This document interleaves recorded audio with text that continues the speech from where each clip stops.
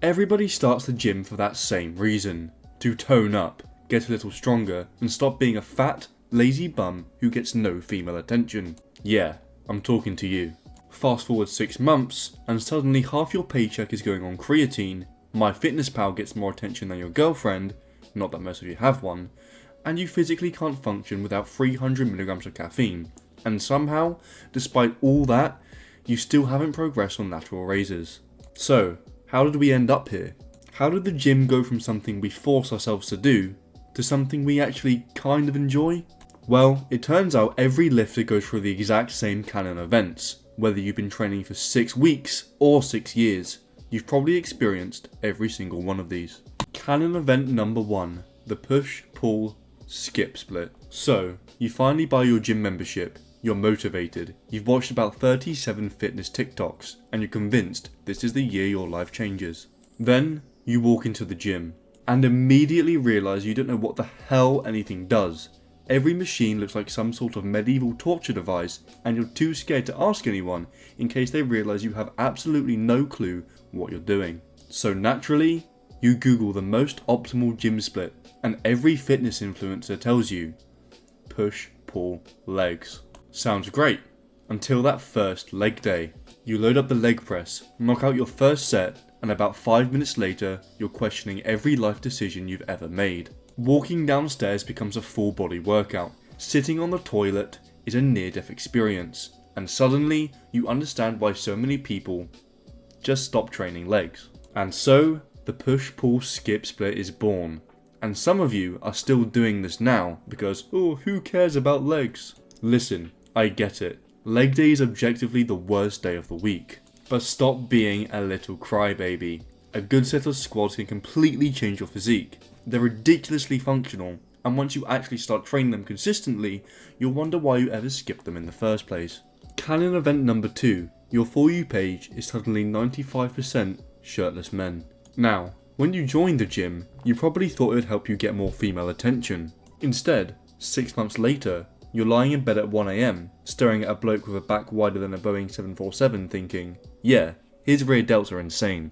Your entire For You page is just shirtless men. You're zooming in on their lats, analysing their chest insertions, wondering what their arm day looks like, and convincing yourself that if you just buy the right supplement, you'll magically wake up looking like them. Meanwhile, you spent the last 20 minutes comparing your physique to a bloke who's been training since you were in primary school, has the genetics of a Greek god, and quite possibly has a chemistry set hidden in his bathroom cabinet. You don't even realise it's happened. You don't scroll past anymore. You stop and study them like you're revising for an exam. Ooh, that's a nice upper chest. His side delts are ridiculous. I wonder what his split is. Congratulations, you've reached the point where you spent more time looking at shirtless men than your own girlfriend. Not in a weird way, well, maybe a little bit. But honestly, comparison is probably the biggest thing that'll kill your enjoyment of the gym. There's always going to be someone bigger, leaner, stronger, or further ahead than you. The only person you should really be trying to beat is the version of yourself from 6 months ago. Gym Canon Event number 3, the Gym Elder. Every gym has one. You've just finished your set, gasping for air, when out of nowhere, "Excuse me, mate." Oh no, you've been chosen. Now you're about to receive a lecture from a bloke who's been training since the dinosaurs were extinct. "Machines don't build muscle. You've got to confuse the muscle. It's all about the pump. Back in my day, we didn't have all this fancy science." Cheers, Jeff. I'll make sure to ignore the last 20 years of research because you once benched 140 kilograms in 1987. But here's the thing. Eventually, you meet the other old guy. The one who isn't trying to prove he's the strongest person in the room.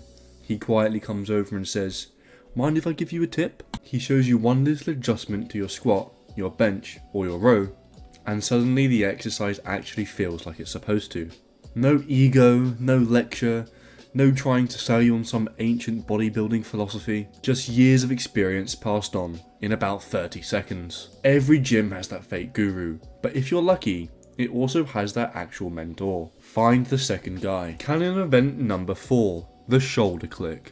At some point, your shoulder develops this lovely little click every time you press. The first time it happens, you panic. That's probably not meant to do that. 3 months later, yeah, it only clicks if I move. It's not painful. It actually feels better after it clicks. Congratulations, you've just diagnosed yourself with, it's probably fine. You even start using it as a progress marker. Click 1, click 2, click 3. Who needs a training partner when your rotator cuff is already doing the counting for you? You tell yourself you'll need to book a physio appointment right after this next PR attempt, because that's clearly the priority. And somehow, despite sounding like some shaking box of Lego every time you do shoulder press, you convince yourself that's just part of being a lifter. Welcome to the club. Canon event number 5, the unsolicited spotter. Bench press. The only exercise where complete strangers suddenly become responsible for whether you live or die. You're on your last rep. The bar slows down for about half a second, and before you know it, some bloke has already grabbed the bar like you've just been hit by a bus. Cheers mate, I had another 3 reps in there, now my PR belongs to both of us. But we've also had that set. You know the one. 2 reps, then halfway through the third, the bar just stops. You push harder. Nothing. Your life flashes before your eyes. You're mentally preparing yourself to become the first person in history to have a bench press written as their cause of death. Then out of nowhere, some random bloke appears, lifts the bar off you, and gives you the nod. And then disappears back into the gym like he's Mercy from Overwatch after popping res. No words, no judgment, just a quick resurrection before he goes back to his cable flies. Whoever you are, thank you for your service. Canon event number 6. Realising there's levels to this. When you first started lifting, you probably thought you'd been an Avengers level threat within 6 months. You watched one transformation video, bought a tub of creatine, downloaded MyFitnessPal, and genuinely believed you'd wake up looking like a Greek statue by Christmas. Then 6 months pass. You've put on a bit of muscle, you're stronger, people start noticing, and you think, yeah, I'm getting there. Then you walk into the gym and see a bloke who's built like the final boss of human evolution. Suddenly, you're humbled faster than a 15-year-old on his first leg day. You realise that guy you were comparing yourself to on TikTok was actually one of them smaller fitness influencers. You start learning about people who've been training for 10, 15, 20 years. Some have elite genetics. Some have spent thousands on food. Some have dedicated their entire lives to this. And that's when it finally clicks. This isn't a 6-month hobby, it's a marathon. There are levels to this game, and every time you think you've reached the top, you realise you're only just unlocking the next area. But honestly, I think that's what keeps most of us coming back. Because no matter how long you've been lifting, there's always another PR to chase, another physique goal to reach, or another idiot trying to convince you that skipping leg day is optimal.